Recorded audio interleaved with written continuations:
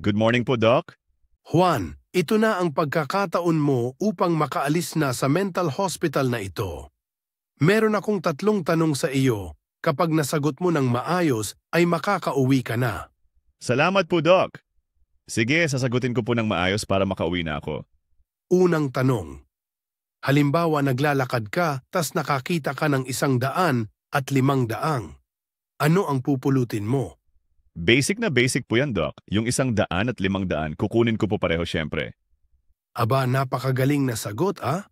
Pangalawang tanong. Halimbawa meron akong 4 na pusa, tas binigyan kita ng 2 pusa. Ilan ang pusa mo? Magiging 3 po ang pusa ko. Bakit naging 3? Sabihin mo nga sa akin bakit. Kasi Doc, dati na akong may 1 pusa sa bahay eh. Ay. Magaling na mga tuwiran ito, ah. Sige, pangatlo at huling tanong, pag nasagot mo ng maayos ay malaya ka na. Halimbawa, mag-aasawa ka na. Ano ang gagawin mo sa unang gabi ng iyong kasal?